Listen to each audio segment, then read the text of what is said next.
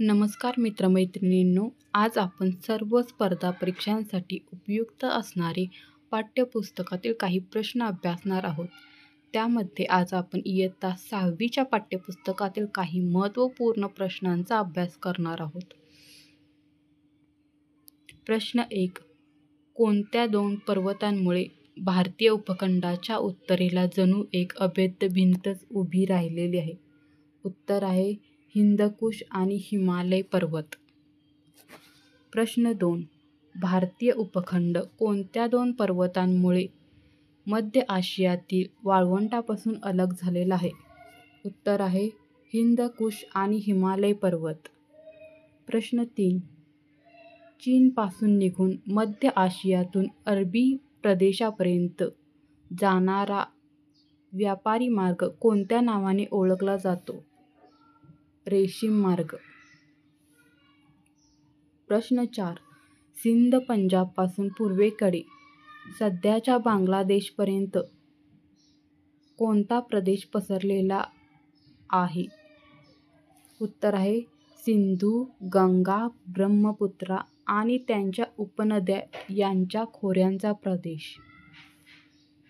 प्रश्न 5.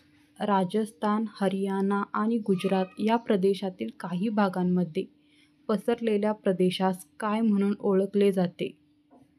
उत्तर आहे थरचे वाळवंट.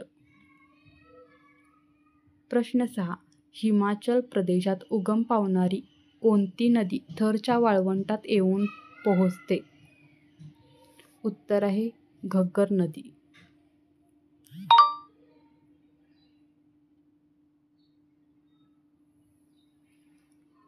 प्रश्न 7. घग्गर नदीला पाकिस्तानमध्ये कोणत्या नावाने ओळखले जाते? उत्तर आहे हाकरा नदी या नावाने ओळखले जाते. प्रश्न 8. आफ्रिका खंडामध्ये असलेले जगातील सर्वात मोठे वाळवंट कोणते आहे? उत्तर सहारा वाळवंट. प्रश्न 9. उत्तरेला सतलज नदी, पूर्वेला अरवली पर्वताच्या रांगा, दक्षिणेला कच्छचे रण आणि पश्चिमेला सिंधू नदी असलेला प्रदेश कोणता? तर तो आहे थरचे वाळवंट. प्रश्न 10.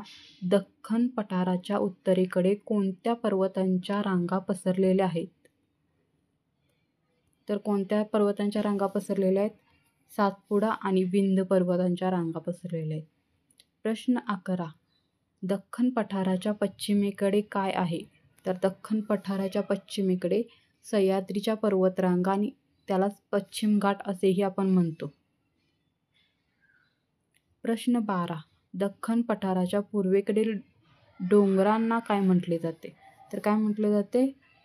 पूर्व घाट असे म्हटले जाते. प्रश्न 13. दख्खनच्या पठाराचा समावेश कोणत्या साम्राज्यात झालेला होता? तर दख्खनच्या पठाराचा समावेश मौर्य साम्राज्यात झालेला होता. प्राचीन भारतात हडप्पा संस्कृतीच्या काळापासून पश्चिमेकडील देशांशी चालणारा व्यापार कोणत्या मार्गाने केला जात होता? तर प्राचीन भारतात हडप्पा संस्कृतीच्या काळापासून पश्चिमेकडील देशांशी चालणारा व्यापार हा समुद्री मार्गाने चालत होता. बंगालच्या उपसागरात कोणत्या भारतीय बेटांचा समावेश आहे? बंगालच्या उपसागरात अंदमान व निकोबार या भारतीय बेटांचा समावेश आहे. भारतातील लक्षद्वीप बेटांचा समूह कोणत्या समुद्रात आहे?